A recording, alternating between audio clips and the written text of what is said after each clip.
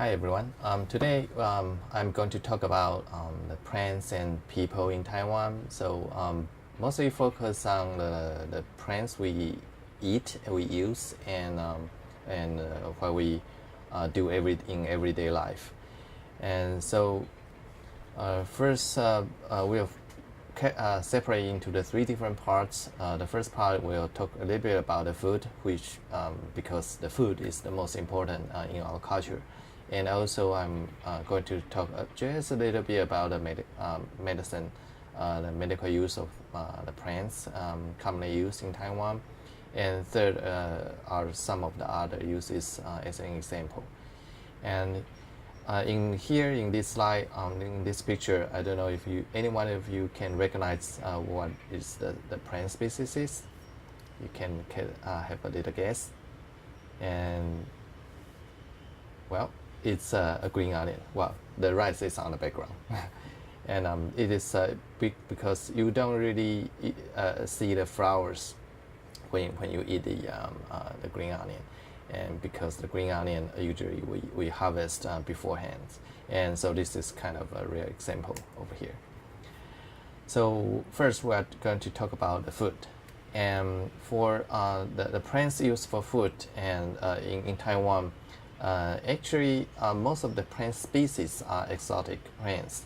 And because the so-called Chinese food we eat every day, and many of them actually have a origin from the Central or West Asia, and or even further away in the Mediterranean regions.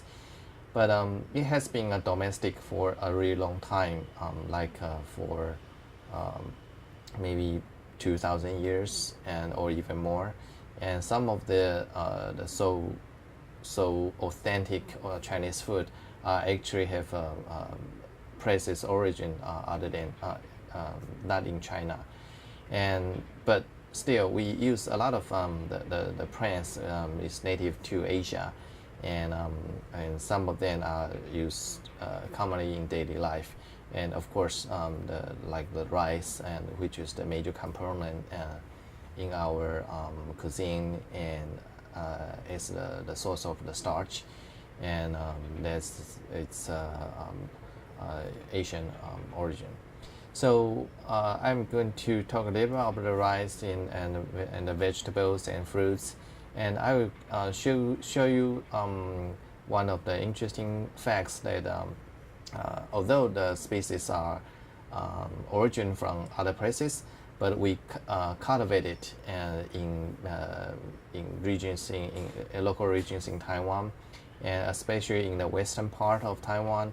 And because well, it has been decades for the agriculture is has been very important in Chinese culture, especially in Taiwan. And when I was a child, we always say, okay, the country is based on agriculture, and because this is a major, actually major economic sources for that. So first, I'd like to talk about the rice, and there are two species of rice as we can recognize commonly in Asia. And one is Oryza japonica, the other is Oryza indica. And these two different subspecies or even species are the major two different types of rice we eat in Asia. And Oryza japonica is commonly used in Japan and also in China and Taiwan. And Oryza indica is commonly used in South Asia and also Southeast Asia. And the indica is a little bit longer and is harder in the taste, but japonica is stickier and softer and a little bit shorter for the rice grain. And so the texture is a little bit different, and we use different things in different cuisine nowadays. So if we go to the sushi restaurant, we'll mostly eat the japonica species. And if you go to like the Thai restaurant or Vietnam food or any Southeast Asian food, and basically you will eat the rice is longer and which is harder. So this is it's a different customs for different cultures on eating the rice. But both of them are actually common, very common right now nowadays in Taiwan. And the picture shows here is a rice field in Changhua, and in fact rice has been a major cultivation in Taiwan for a really long time because we have to eat it every day. And not only in the western part of Taiwan, but we also have a lot of cultivation on the East Coast. And although East Coast, as we already mentioned in the previous lectures, are mostly mountains, but there are still some riverbeds and some of the flatter regions. And in fact, I think some of you might already aware the best rice in Taiwan is actually from the East Coast. We call it Chishangmi. There's a place in Taidong. And on the West Coast, if you go to the southwestern part of Taiwan, you will see we call it Jianan Pingyuan, Jianan plain. And from Zhanghua, Yunning, and Jiayi, that's the major rice production in Taiwan, as we see on the picture on the left. But besides that, there's smaller patches of rice cultivations all over Taiwan actually. So if you go to even in Taipei City, in Guandu area, you still can see some of the rice cultivation. So it's a little bit hard to imagine that to see the rice cultivation in Taipei City. But when I was a child, very close to my house in Shilin, actually have some rice cultivation plantation, but of course it's gone now. Right now it's some big buildings in that region. So that's about the rice. And this slide shows some of the races or varieties we consume for the rice. So even within the Oryza japonica, there are several different races or different types of rice we have been consumed. And here shows from 1950s to right now, the different varieties or races we have been used for rice. And you don't really need to remember all the names like the Tainon 67 or the Taigan 8. And there's a different, based on the different period of time, we actually have changed the varieties we consumed every day. And one of the reasons is that it's after a while the agronomist would like to improve some of the quality of the rice, and it's actually good to replace the different varieties so that as we will, some of you probably know, because the pathogen will likely to adapt to the specific race, and so we have to change the varieties in order to not for the pathogen to be able to evolve to have the adaptation. Otherwise, it could be some trouble. Of course, the different races of the rice has a slightly different taste, but I think most of you would never tell the differences about the different rices. But actually, there's quite some of the changes of the varieties, and some varieties can withstand some of the drought or some of the stress or some of the heat, and because Oryza japonica, this particular subspecies is best to plant in a cooler region. So so even with the same kind of race for the rice, if you have ever heard is 月光 rice, which is in Japan is very famous for the sushi. And if you even use the same grain and you plant it in Taiwan, you will not be able to get the same quality of the rice.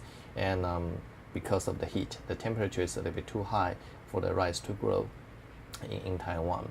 And so usually you will get some of the, we call it the white heart of the rice grain. And you will see, if you pick up the rice grain, you will see some of the whitening things, but it's not totally transparent. If it's a good quality, it should be totally transparent of the rice grain. So this is some of the minor things we can see in rice.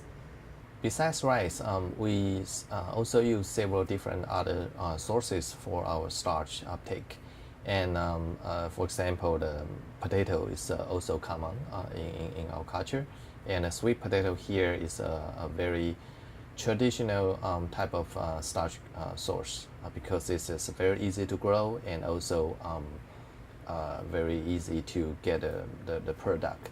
So when in a poor day, like during the World War II and afterwards, and the local people usually to plant sweet potato as their major starch source, because rice is considered a little bit more expensive than the sweet potato in this case.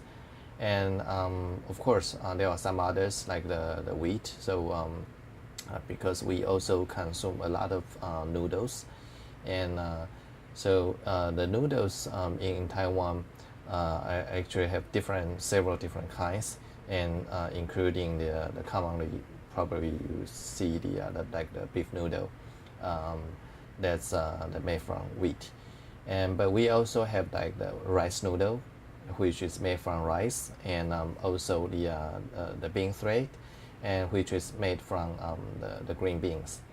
And so there's a lot of different types of starch source on our daily life. And for the sweet potato, actually this is one of the interesting species in Taiwan, because it was consumed quite a lot during the poor area, and it's become kind of a symbol of local Taiwanese food in a sense. And some people even compare the shape of the sweet potato to the shape of Taiwan because it looks like. So it's kind of give you a feeling about the authentic or local logo for Taiwan. But the word 甘薯 or 番薯 in Mandarin actually tells you that this plant is actually not from local, because fan it means it's originated from somewhere else outside this region. And based on the record, this sweet potato, the species, was introduced in Ming Dynasty. So it's more like the 500 or 600 years ago. And it's during a time when there's some of the epidemics of the region in the South China region. And so some of the people, they carry this plant and they plant it, and since it's very easy to grow and you don't even need to take care of it, just let it grow. And you don't need to water it mostly, just as long as there's some rain, it can grow pretty rapidly, and the starch is good and the texture is quite nice. And when in my generation or even older, and this is a major starch product we consume. So in the next slide shows some of the interesting things we do when I was a child, and that is we put a sweet potato in this special the heated rocks or heated soil rocks, and to cook it. And so you don't need to even have a pot or even have a stove or any particular special things. You just set up some fire and put up some of the rocks on the top of the fire, and whenever it's the rock is already heated, and you just put the sweet potato inside this the thing, and just crash it, the whole thing, and just to let it cook for maybe 20-30 minutes, and and it will be done. And it's very, very tasty. And nowadays you don't really see it, and but this picture is actually a special event in the middle part of China, middle part of Taiwan, sorry. And so it's kind of a festival or a special activity to bring all the people, to bring back the memory of doing this kind of special cooking. Right now, we probably, if you are at home, want to eat a sweet potato, you are likely to boil it or just put it into the oven to. Next, I'm going to talk about the tea. And tea is the most important drink in Chinese culture and in our daily life. And many of the people here really cannot live without tea drinking every day. And of course, in some areas, we drink coffee as well. It's also become very common. And tea is of course, it's we have drank it for a really long time, and it has been modified on the plantation, on how to cultivate it and how to bake it in different ways.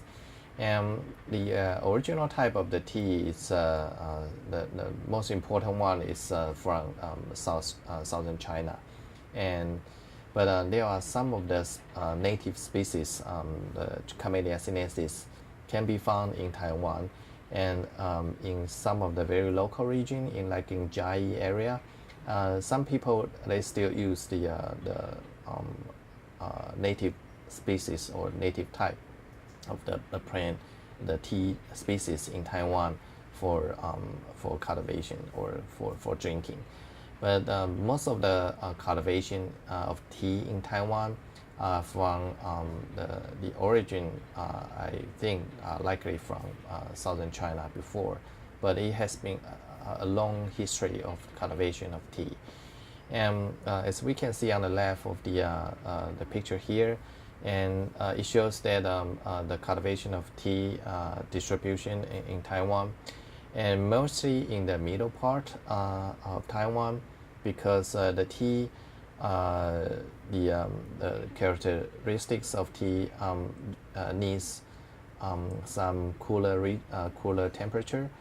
It cannot withstand the hot temperature somehow, and if you plant it in the mid altitude, and there are also some of the humids, and this is also very good for the tea quality. So that's why you see in the middle part of Taiwan, that's the major production for the tea, and it's very famous for the Dongding Oolong. That's the one of the major the green tea productions in the special brand in Taiwan. But also in the northern part of Taiwan, you also can find some of the cultivation, like in Pinling, in Nangang, even in Nangang, and there are some plantation of the tea, and the tea quality is also quite nice. But I think the best quality is still in the middle part of Taiwan, in Nantou area. And on the left, on the right, that shows some of the how to harvest the tea. And basically, we harvest the tea mostly using the we call it one heart and two leaf, 一心二叶, which means that you only collect the very tip of the shoot of the tea plant, and only two major leaf, and also the bud in the middle for harvest.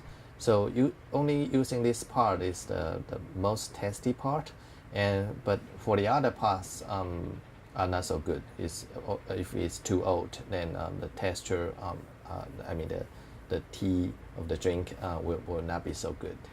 So this is basically how we harvest it. But after harvest, there are several different procedures to prepare for the tea. And on this slide, we just give you a little bit idea about how to make the different tea. And for drinking tea, we can categorize into 3 different categories. The first one is the non-fermented tea. The second is semi-fermented, and the third is the full fermented. So it has a different flavor, and doesn't matter which kind of tea. Of course, it matters a little. You made it, you collect it, and the way you prepare it will make it the taste of the drink will be totally different. For a non-fermented tea, like Longjing or Biluochun, and these 2 type are mostly from mainland China. So it's without any fermentation process. And so the fermentation process is that after you collect the tea and you dry it, and if you put it into a humid and heated base, and you let it incubate a little bit, and then it's kind of a fermented process, and it will give you a very special flavor attached to it. And if you really let it to ferment it completely, you become the black tea, and that's how we drink the black tea. And this is mostly common in the India and Sri Lanka. So like the Darjeeling black tea or the Ceylon black tea, and of course they use a different variety of the tea species, but basically the preparation is a bit different. I mean, this full fermented. In Taiwan, mostly we use semi-fermented, which means that we still have this fermentation process, but we kind of reduce it a little.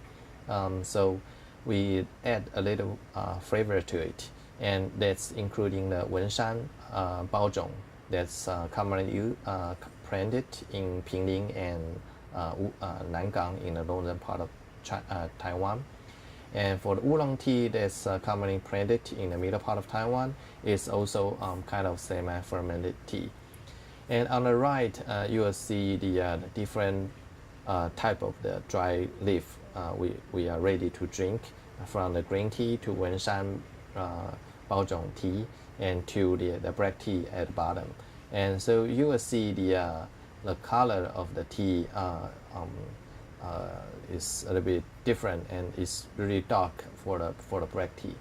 And of course, that's compared you how long do you put the hot water to drink, and of course it will change the color a little. And this is just kind of standard, like in a certain period of time, and this is the color you get when you drink the tea. And if you really interested in this tea thing, and I would highly recommend it. You can go to some of the tea museum in Pinling, and also of course if you go to the middle part of Taiwan, and or just if you are out of time, actually across the Roosevelt Road, there's some tea store very close to Taida, and you can sit there, and I am sure they'll be very happy to introduce you some of the teas, and you can drink and compare the differences. And there's a very specific way how you prepare the tea, and also how to drink it. But of course, it become a very specialized activity. But in our daily life, like if you go to somebody's house in Taiwan, people don't usually be that specific. We just drink it, and of course there are certain things we still care about, like how long we should put a tea leaf, and you shouldn't using the 100 degree boiling water, but likely 90 degree or something like that, or 95, and to put the water in the tea. So there are not so specific things, but it's really common in our daily life. And next, I would like to show you some other very common plantations. And the first is the sugarcane. And sugarcane was a major products in Taiwan. It's a major economic part of Taiwan's agriculture in early days. And right now we still have some plantation in the south, like in Yunlin and other regions, but not as common as before. And there are a lot of the sugar factories, sugar industry, and in Taiwan, and we eat a lot of sugar canes. And when I was a child, it's really common, and you can go to every time you go to the night market, you can see somebody is selling sugar cane when it's the season, and you can eat it directly, or use just drink the sugar cane drink. They will scratch it and you can drink it. And the origin of the sugar cane is from New Guinea, and I think the main reason for this is a big part of agriculture is because sugar was quite expensive back then, and so the government also promote to produce some of the sugar cane, so you don't have to buy the very expensive sugar from other country, and this is the main reason. Next, I'm going to introduce some of the vegetables commonly used in our daily life, and this picture is likely the typical scene you are going to see if you go to a traditional market in Taiwan, and you'll see some of the vegetables and some of the fruits, and many of the vegetables here are locally planted. So we don't, if you go to the traditional market, usually that's from very local region, which means that it's probably within 30-kilometer region. And while in Taipei City there might not be the case, but if you go to a little bit local region, into Taichung or Zhanghua or any other places, because the vegetable really need to be fresh and freshly collected, and especially if you go to a more countryside, and the vegetables you see likely just harvest in the morning, and they just harvest it and then bring it to the market to sell. And but in Taipei City, of course, it's almost not possible because it's in a big city region, and it needs some transportation time to this area. And because those vegetables are harvested locally, so you will see, like, especially for these leafy vegetables, the one with some green leaves, and it's the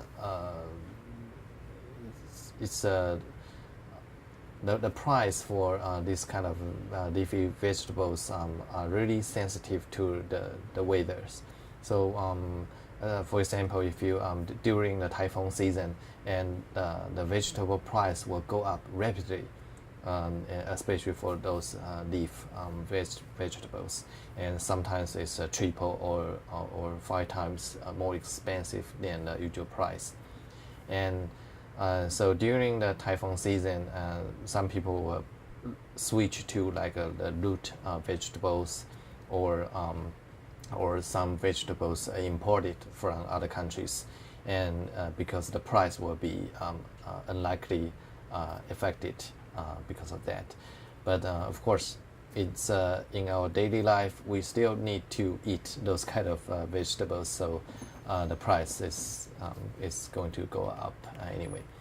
So here I would like to give you just some of the examples for some of the major products we have for the vegetables. And the first is the Chinese radish, and it's commonly printed in here or there, but it's never been a huge plantation, so you don't really see a Chinese radish field, a big field, all of the Chinese radish, but rather it's kind of a small patch of the some of the garden, vegetable garden. It was a small patch, and actually that is the very common ways we plant this kind of vegetables in Taiwan. Instead, there's almost no a mass plantation for those kind of things, but a mosaic small patches of different kind of vegetables. So in a small field, and we can have maybe 10 different types of vegetables, and we can just harvest on different period of time, and just can support the local family. So this way is very common in the middle or southern part of Taiwan. It's more countryside, and people just plant whatever they want to eat, and that's the thing. So, but for Chinese radish, it's not only we eat we cook it in the soup, but we also cook it and smash it and prepare for the Chinese radish cake, so 萝卜糕, and that is also very common in our dim sum place and in our daily life. And some people also made their own this kind of radish cake. So this special thing. And the next is the taro, and taro is also another kind of minor starch source for our daily life, but it was quite common nowadays. But it also has not been a huge major plantation in Taiwan too, and but you will see mostly on the southern part of Taiwan. You can see some of the taro plantation, and taro also has been made to prepare to have a different paste, kind of a cake-like, and or sometimes we just put into like a smashed potato, but it's taro, and in this case. And the next one is the green bunching onion, or the green onion in common word. And again, this is because this is very common, used in every dishes, and some of the chopped green onion was put into the soup or in the oyster cake or in many other things. So it's always small patches for we planted. And but there are some of the famous places like in Yilan area in the northeastern part. The Sanxing green onion is very famous, and one of the reasons is probably because it has some of the hot spring water, and with a little bit higher sulfur concentration in the water. And the green onion over there will have a stronger taste and a stronger smell for the green onion, so it becomes quite famous. And then the green onion cake from Yilan is also very tasty and a little bit different from other places when you eat a green onion cake. And so Yilan Chongbing will be one of the example for that. But interestingly speaking, green onion has its origins probably from Africa. That is something interesting, that how does it adapt it and become one of the major component in the Chinese cuisine, although it's never been a major role of the Chinese cuisine, but we use it as a spice for putting some flavor. in our dishes. And here are some of the examples for the green onion we use. And on the upper left, that's the green onion cake. It's very popular. You can see on the night market as well. And we also use this as a spice, put into different dishes, the tofu and or other the fried meat or vegetables as well. And the other similar kind of thing is the ginger. We also use it very common in our cuisine. So it was commonly consumed, but it's never been a large plantation in a sense. But there are some major productions in middle part of Taiwan, and but compared to Southeast Asia, the variety of the ginger in Taiwan we use is much less. We almost can only roughly classify, categorize the ginger in Taiwan into two different types. One is the young ginger, the other one is the aged or old ginger, and we use it differently on a different cuisine. But if you go to the Southeast Asia, then there will be a totally different story, and they have so many different kind of ginger, and it's and put into different spices, and one of the component for the curry as well.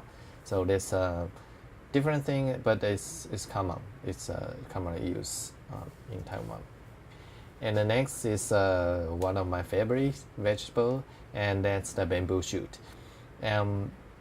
Bamboo is in fact a very important in our culture, I would say, and we use in our daily life, and we use it in some of the constructions or the table, the chair, but probably not so common nowadays. And we also eat the bamboo shoot as in a soup or fried it, or sometimes we eat it as a salad. And there are three different kind of bamboo shoots commonly consumed. That's the three names given here, and belong to the three different genus: Dendrocalamus, the bambusa, and Phyllostachys. And they all have a little bit different taste. You will probably find on the market for the first two, but not the third one. The third one is only in the middle part of Taiwan. And most of the bamboo shoot production are also in a little bit low to mid altitude in Taiwan, and the production is mostly concentrated in the mountain area in Nantou, Jiayi, and Yunlin and area for that. And this is one of the common dish. Usually you have to harvest it in the morning, early morning. So you go to the field and just dig up the triangle thing from the ground and harvest it. And it's a very tasty, very interesting thing to eat. And this is one of the things I miss a lot when I was in the US, that because you don't really see on the market for the bamboo shoot, but it's you can cook it in many different ways, and have a very interesting texture for it. So this is the bamboo. Next is the cabbage. We here there are a lot of different kind of varieties of cabbage, and the commonly thing we have is the one we show on these slides. Is really big things, and it's mostly commonly cultivated in a little bit higher region, and so especially in the higher altitude, you will have some of the plantation of the cabbages, and right now the major productions are from the Yilan, the higher, and Taichung, the higher area, and we call it a high-end coat of cabbage. And because in that area, the cabbage will become sweeter for the taste, so it's really kind of different because the temperature is colder, so the sugar concentration was higher for if you plant the cabbage in the cooler region. And so if you go to the Yilan, the higher Yilan area, you will see a lot of plantation in that region for the cabbage. And the next is the very it's actually the same species but different varieties.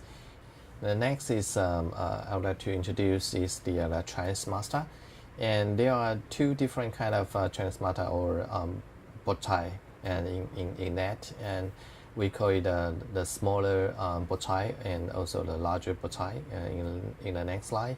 And for this the Chinese mustard, and it's we cook it and in a soup with some tofu or some eggs, and or we just fry it with others. And this and the others are two different subspecies, but under the same species name, Brassica rapa. And although it's pretty commonly consumed, you will probably also eat it in a oyster cake in that, but it has never been a very mass plantation as well. And it's you can find it in Yunnan region, and because the Chinese mustard would prefer a little bit sandy soil, and so it's best to be cultivated in those kind of region. And so this is the Chinese mustard, and the other is the Chinese cabbage, or it's very similar to like the Napa cabbage or the Peking bochai. And so this is usually larger, and it's very commonly used when you go to the hot pot restaurant, and so it's very tasty. And it's also commonly planted in Yunnan and in Zhanghua area, and in fact in several other regions too. But and it's one of the major vegetables we consume. And I think one of the reasons is that it's a huge mass, and it's sweet and very juicy, tasty for that. So and besides those leafy vegetables, and of course there are some of the other products like the fruits from the cucumber, and this cucumber was originated from southern Himalaya and was brought to China by Chen Chang. It's Zhang Qian in Han Dynasty, and who is also famous for bringing the interconnections between the Xinjiang area and also the China region. And the cucumbers was planted in also not in a mass field. I mean, planting a lot in the same field, but also here and there you can see some of the countryside you plant on the backyard of the house. And for this and for the some of the similar food products, and is less sensitive to the weather. So so the price for those kind of cucumber is usually not that highly influenced by the typhoon in a sense. And the next one is the tomato. Although it's also not so new plants we consume in our daily life, but nowadays it's become quite common, and there are a lot of plantations in Taiwan too. But in Taiwan, I think most of the people will eat it as a fruit rather than cook it in a dish. But still, we have like tomato fried with eggs and something like that. But other than that, I think mostly Taiwanese people would prefer to eat it as a fruit. So we prefer the special varieties with the smaller things, smaller fruit. So we just eat it directly for the test. And the plantation is also commonly found in middle part and southern part of Taiwan too. And if you go to the night market, you will see some of the things like this one, and it has a small tomato with something in the middle, and that is usually the dry plum, and it gives you a little sweet and sour taste, and because it's a dry plum, so it's the flavor is concentrated, and the tomato will bring some of the juicy texture for that part. And in this picture we'll see this is called tanghulu like thing, and we'll putting to cover with some of the sugars, and to make it a little bit very interesting texture, because on the surface it's hard, but in the middle it's juicy, but in the core that is very concentrated dry plum. So it has a very interesting combination of the texture. So next time if you go to the night market, you can if you can find it, you can try it. But nowadays I don't think it's easy to be seen nowadays, and it's not that common as before.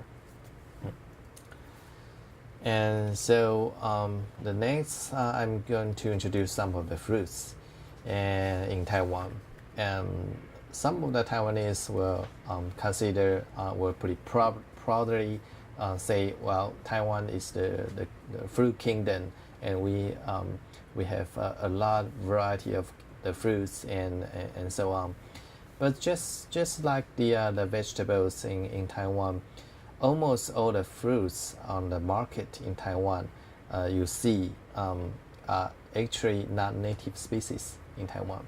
They are or introduced or naturalized species in Taiwan, particularly in the market. And even if it's some of the natives, so-called native species, but actually there's planted somewhere else, like the kiwi. Kiwi is probably one of the very few examples for the fruits in Taiwan that is native species. But the kiwi we eat actually is probably imported from New Zealand, but it's kind of a different things. And for example, here we see some of the bananas and the grapes and the guava, and on the back that there's avocado, and all of them are actually introduced species into Taiwan. But in any case, Taiwanese people really like to eat fruit. That's without any doubts. So we consume a lot of fruits, and especially in I would say the southern part of Taiwan, the people really like to eat fruit. In Taipei City, somehow I see they are not that they don't eat it a lot compared to the other part of the Taiwan. I think it's probably because the fruits in Taiwan is way too expensive compared to the southern Taiwan. If you go to the southern Taiwan or middle part of Taiwan, the fruit price is much lower, usually maybe half price or even 1/3, and it's probably because it's closer to the place we planted, and probably it's that, and or there's some other reason, like I don't know, this Taipei people are willing to pay more. That we don't know about that. So here I just give you some of the example for the fruits we consume a lot. The first is the watermelon, and the watermelon is planted mostly in the river bank in Taiwan. So if you go to some of the western part or the eastern part of Taiwan with some of the very flat riverbank, and during the drier season, the riverbank will not cover with water, so the riverbank will be kind of sandy area for a couple months, and those area is pretty good for watermelon and also peanut plantation. So if you go to this region, you will see a lot of watermelon cultivation in this region, and it's mostly true for the Zhanghua and Yunning area, the Zhuoshui River, and the riverbank, because the Zhuoshui riverbank is really flat and large, and so we'll see quite a lot of watermelon plantation over there. It's very commonly consumed during summer for Taiwanese people, and because it's a really nice drink you can have for to reduce the heat, give you the very cool feeling about it. And besides those, this is kind of a little bit different. I shouldn't consider to be one of the fruits, and that's the mushroom. And we also consume a lot of different kind of mushroom in Taiwan, and that is especially if you go to the market, you will see quite a lot of varieties of mushrooms we have in Taiwan. Some of the fresh one and some of the dry one, and the production for the mushroom is only concentrated in certain area in Taiwan, but we also imported a lot of mushrooms from other countries, from Japan, from mainland China, and from other regions too. And we consume a lot of the dry mushroom because this is one of the major component. If we want to cook a chicken soup, I think mushroom is probably the one of the must-add things in those soup. And we also put it into a lot of it's because it's dry, so it's very easy to store it, and it's you can store it for a very long period of time for just stay there, and so the price is actually quite stable in that. And compared to the European or the Western cuisine, I would say the dry mushroom probably that's the Asian culture thing. That's, you don't really see the dry mushroom in Western cuisine. That is probably one of the interesting differences between those two regions. Okay, now let's get back to the fruits, and we have quite a lot of the plantation for the Japanese apricot or the plum, and we have especially in the middle altitude, in the middle part of Taiwan and even southern part of Taiwan, and we sometimes eat it directly, but it's not that common. I think a big proportion of the fruits was used prepared as a dried plum, and so the dried Japanese apricot, dried plum, and will be sweetened and also put some of the salt on the surface, and we can just again, it's probably also good for storage and transportation to other region, and it can be stored for a really long time, and and also we can use that to prepare some of the juice, like the dry plum juice, and sweet and sour taste is also very common in our drink. And the other is peach, and it's commonly in the middle part of Taiwan in a higher altitude, and because it cannot really withstand the hot weather, so it's mostly concentrated in the cooler region. Before it was really expensive to eat this kind of fruit, including the peach and the plum and the apple, and because they are all temperate fruit.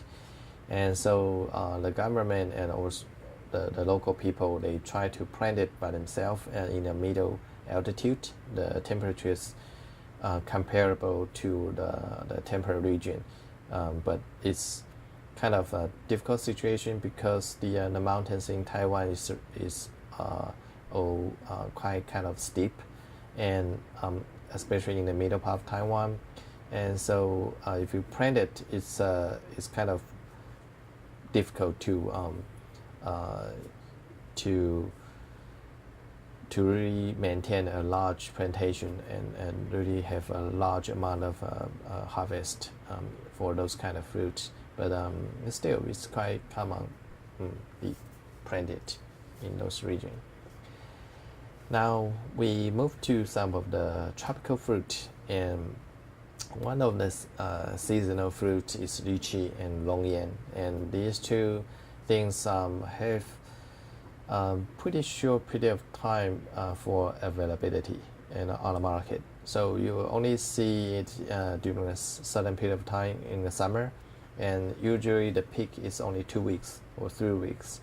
And so if you want to have the best quality of the lychee, and you have to be have a really short window of time in order to get the best quality one.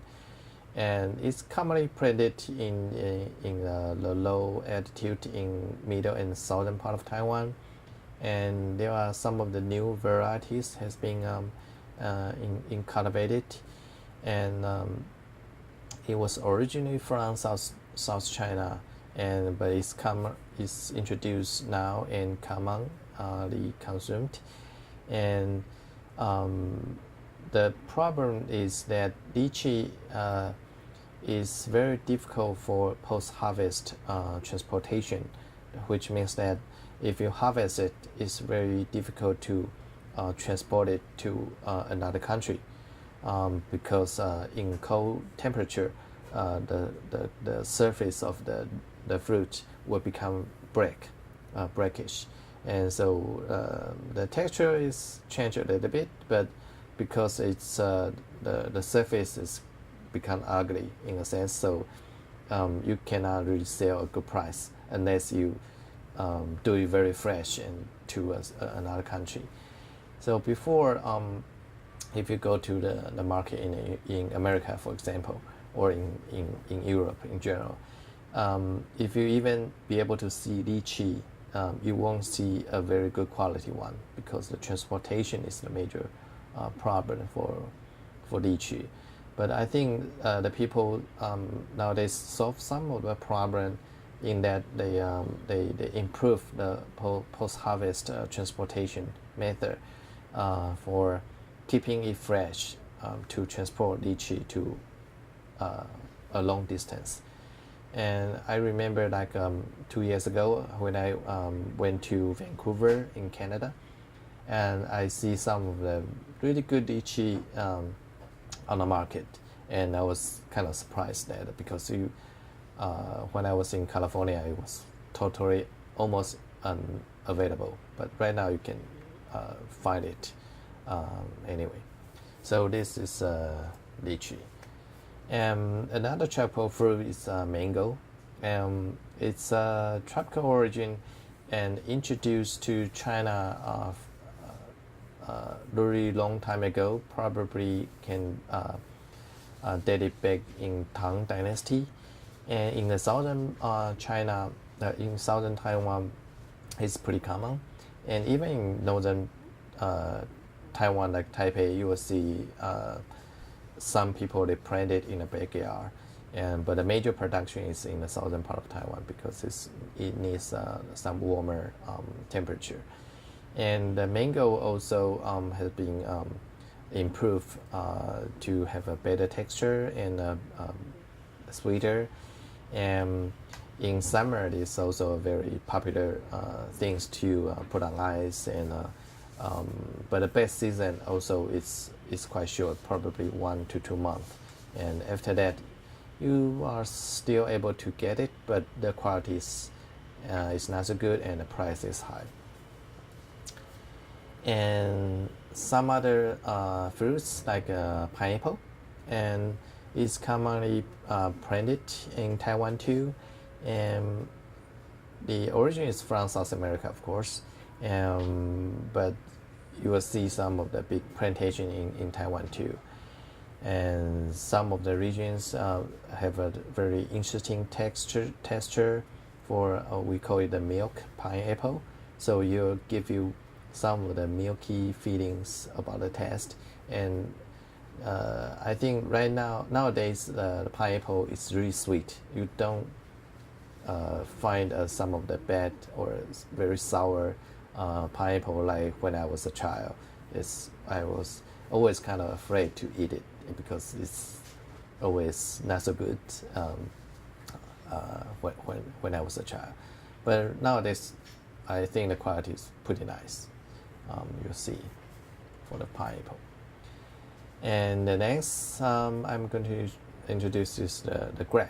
Although it's not that a big products in Taiwan, but it was commonly planted in Nantou and in Zhanghua, especially in Zhanghua, in Dacheng and Xihu, those regions. And of course, there's some plantation in Taichung as well.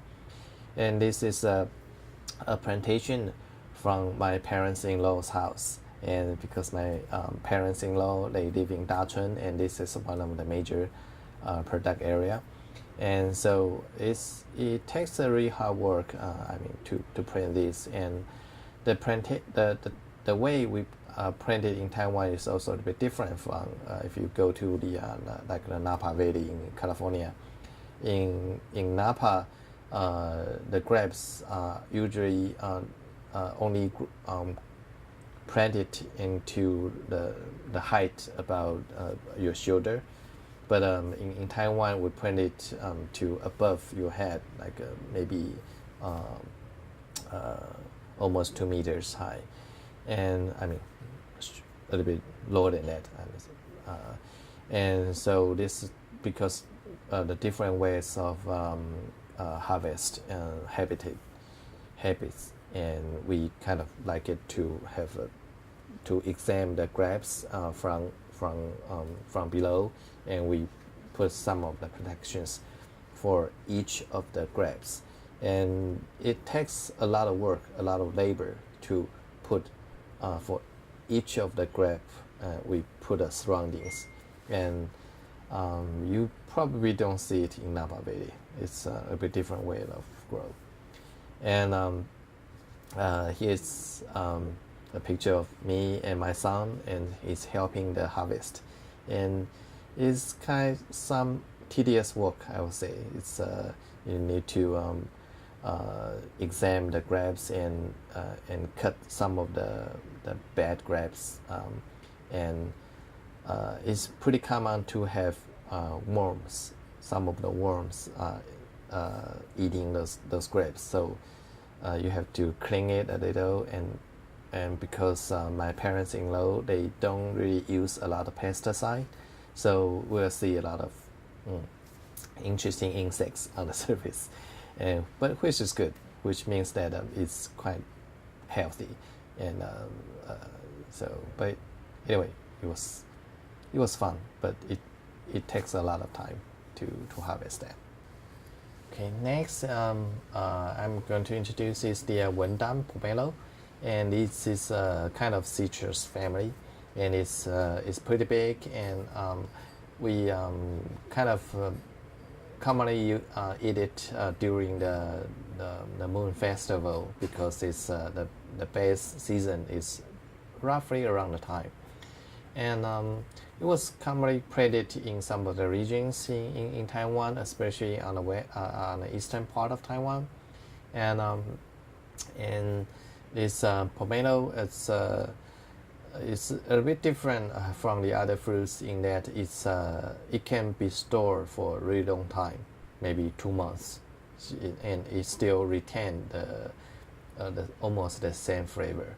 And so that is different from the other fruits that you probably can only store for like a couple days or a week, and so pomelo is popular in that sense, but but it also was sensitive to the climate. So if it's in a bad season, if it's you get a lot of rain, and the pomelo production will be pretty bad. But in other sense, it's if the weather condition is good, sometimes you will get too many pomelos. So in I think a year or two before, we have some of the problems in that we have too much pomelo productions, and so the price was really going down, and going down to a point that some of the farmer, they don't even want to harvest because the labor is more expensive than to sell it. So they just let all the pomelos drop into the ground because they cannot afford to hire the labor to harvest it. So that's another problem in our agriculture anyway. So the next tropical fruit is one of my favorite too. Is the wax apple. It's from the Syzygian family, and the origin is from Southeast Asia, likely from Malaysia. But it's being introduced to Taiwan and commonly planted in Pingdong and other southern Taiwan area. And although it has also been planted in other regions in Taiwan, but the highest quality wax apple was from Pingdong. And that is because a very special way to plant it. They some of the farmers they use a very unique way to plant it to control the salt concentration in the soil, and so it make it the fruit of the wax apple really sweet compared to if you go to other places. That is not as sweet as in Pingdong.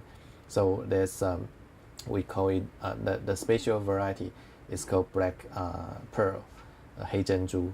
And that is because the special way to plant it, not because it has a different races or the different species. And that's the very interesting thing. That's exactly the same plant, but use a different way of planted, and you can get a different flavor of the fruit. So it's the technique is the way to plant it, and this very interesting thing. And the wax apple is again another example for the fruit, and cannot be have a export to other regions easily because it's some problem in the post-harvest transportation, because the skin of the wax apple is very thin, and it's very easy to be damaged if you there's some of the if you was press all the wax apple together, and the surface can touch to scrap to each other, and there will be some damage on the surface, and the looking of the wax apple will be not as good, and so you cannot sell a good price. But if you try to separate into a good protection, and it costs too much, so you will have you will need a lot of effort to transport it. So the best way is to eat it in Taiwan, and it's another thing I miss a lot when I was out of country, and you don't really have the same quality of the wax apple for to eat, and this is also very special things, and you should try if you have never tried. And next way is the guava, and guava is also introduced. It's from tropical America, but a lot of Americans have never seen a guava, I mean the fresh guava, and eat it directly before. And you might be able to see some of the guava juice on the market in the US, but it's not a common. And of course, there's also a different varieties. And it's in America, usually you eat a softened, very soft guava, and there's smaller things. But in Taiwan, it's very common to have this green and huge, bigger. It's also common in Southeast Asia, the guava, and we harvest when it was immature. So the whole guava is kind of hard, and it's also the texture is harder, and also we eat it when it's immature, and so when it's mature, it's really soft, but when it's immature, it's very easy to transport, and it also have a different taste. It's crunchy, and compared to the mature one, but I think a lot of people just like the crunchy thing, just crack, crack, crack. And also it was made as a guava juice. It's also a very popular drink in Taiwan too. So, and it's mostly planted in the southern part of Taiwan, but it is also quite common in the backyard. So in the backyard you can also, somebody's house you can also find it too. And the next one is banana. And banana is actually has a not so certain origin all over the world, and although we know it's probably origin from some tropical area, but to what specific area we don't exactly know. And but we have been eating it for a really long time, and in Taiwan it's particularly popular because the climate is very suitable for banana plantation. And so in the middle part and southern part of Taiwan, we have a lot of banana plantation, and particularly in the early 20th century, banana is one of the major agricultural product in Taiwan, and we export it a lot to different countries, and to Japan, to many other countries. But right now the banana productions actually drop a lot, and due to some of the export, the loss of competition from other countries, like in the Philippines, in Mexico, in other area, they also plant a lot of bananas, and they just outcompete the price as the ones in Taiwan. But it was pretty popular, and it's still popular in our daily life fruits. And in fact, it is one of the most favorite fruits for my kids. They just like bananas a lot. It's very easy to eat. In Taiwan, we only see a very few varieties of bananas on the market, compared to the Southeast Asia. But the most common one is longer, and it's harder texture, but not the shorter and softer, and sometimes a different flavor one. So this a little bit different. And probably the last part of the fruits I'm going to talk about is not exactly we consider a fruit. There's the betel nut, but the betel nut, of course, that's the fruit of one of the palm tree, the Areca catechu. And the betel nuts is kind of become the very culture representative or symbol of Taiwan, especially in the middle southern part of Taiwan.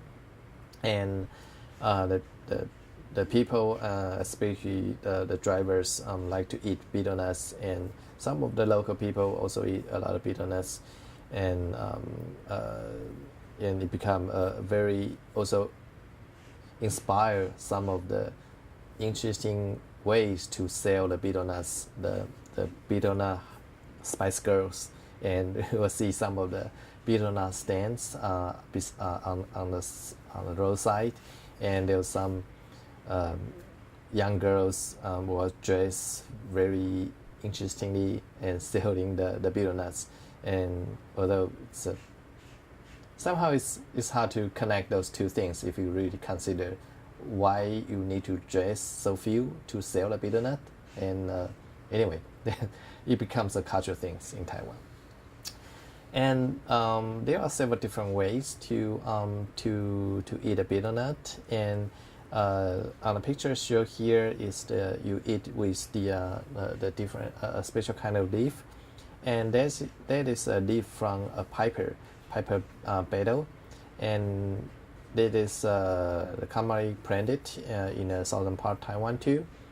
And of course, in the middle, that is the fruits from one kind of palm. So you roll these two together, sometimes with some other things, and you just eat it together. And I only tried once with several chewy bites, and I just spit it right away because to me it's too stimulus. It's I just for like 3 seconds my face will totally become red. It's probably that's not my thing anyway. But it has been shown that if you eat too much, and it might cause the oral cancer. And so the government right now, they try to discourage people to eat too much the betel nut. And so but we still see a lot of betel nut plantation all over the country. So it become a very interesting scene if you go to the lowland Taiwan.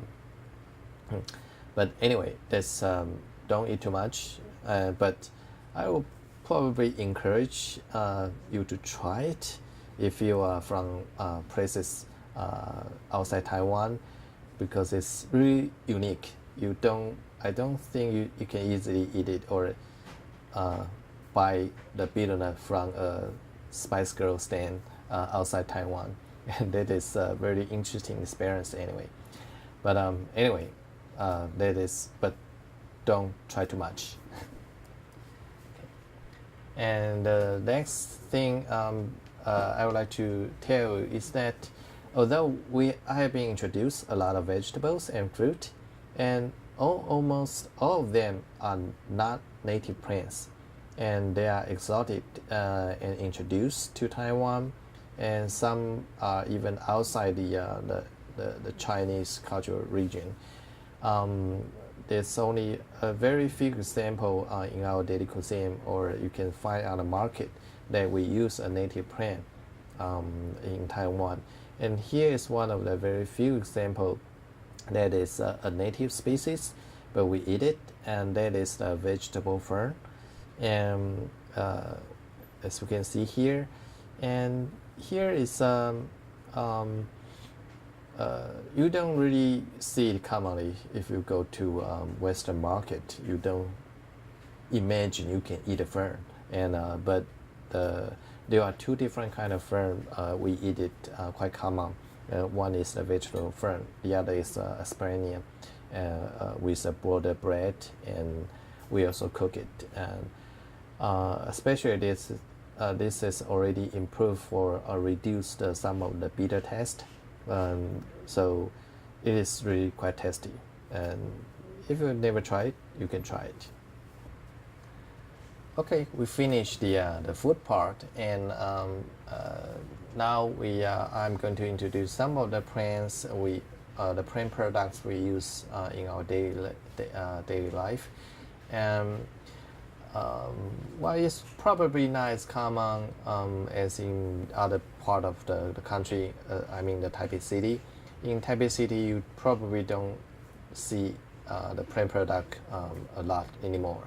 But if you go to the countryside a little bit more often, you will see some of the things we commonly used. And one thing is the loofah.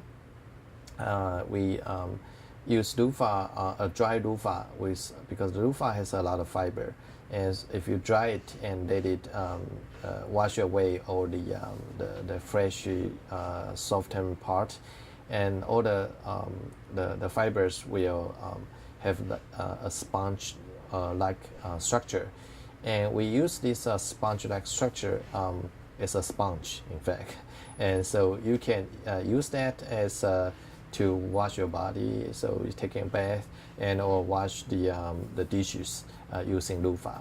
And I know some local people still prefer loofah over the plastic one, and or because they think this is more nature, and they really like the softened feeling, and it can also absorb some of the oil, and because many people just plant loofah in the backyard. So if you didn't finish as a fruit, as a vegetable, and you probably just leave there and dry it, and so you don't cost any money, and it's there, it's nature. And another thing you can find in the bathroom is some of the tubs, and some of the wood tubs are made from different kind of woods, but it's not as common as nowadays, because now people they would use a modernized way to take a shower, or not even using a tub at all, just using a shower to take a bath.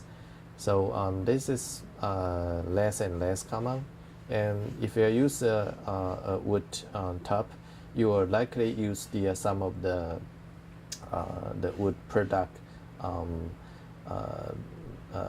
as like the small chair, the stool, and or the other things. So since we are talking about the bathroom thing, and we also have some of the products people used before as alternative for the soap. The soap berry. The soap berry is native in Taiwan, and some local people they just they also use it, well, when there was no soap before. So you can just collect the fruits and wash it, and the water will become soapish, and like the picture on the right. And this is basically the very same material. You will absorb the oil, and so you can wash away from all of the dirty oil things on your body. So, but nowadays, of course, people don't use directly from the plant, but in the market, you probably or likely buy like the shampoo was using the soap berry as an ingredient, or some of the soap was from the soap berry too, and you still be able to buy it on the market and on the store.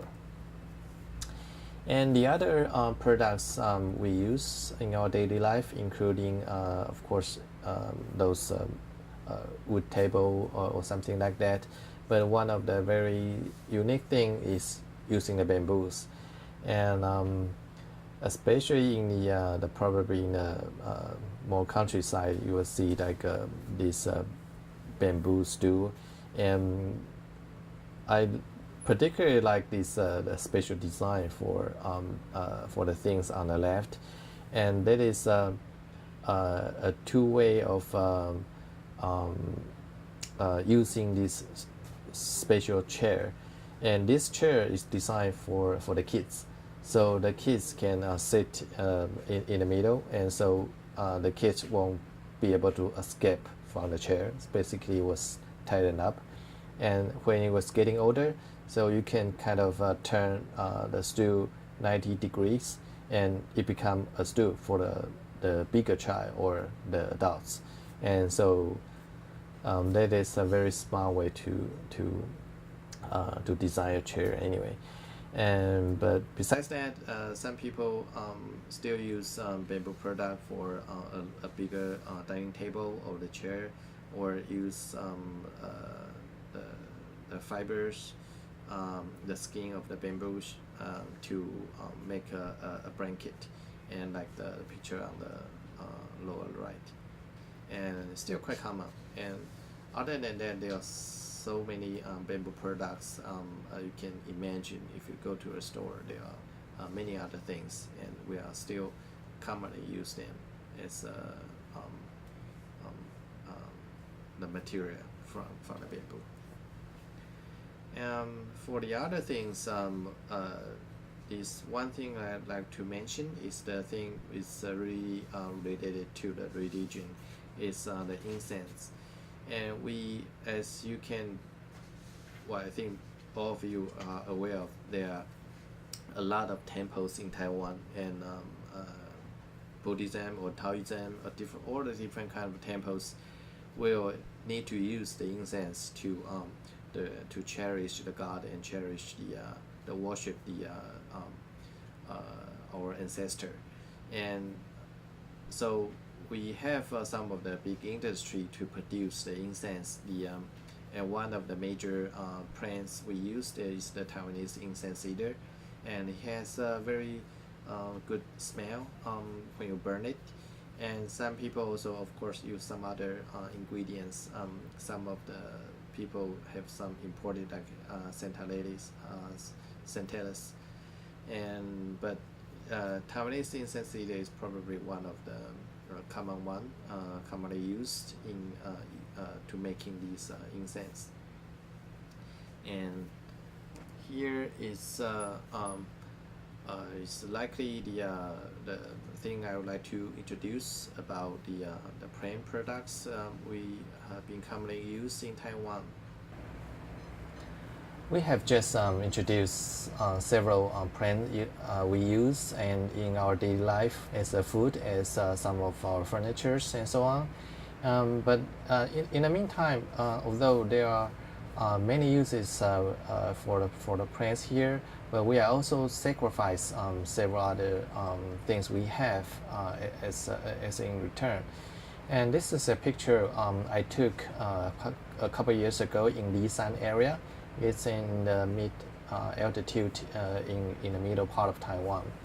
And here you can see a lot of fruit trees was planted, the temporary fruit trees, the peach and apricot, and also in nearby area you can find some of the cabbage plantation as well. So this this kind of plantation really changed the landscape quite a lot in the mid-altitude.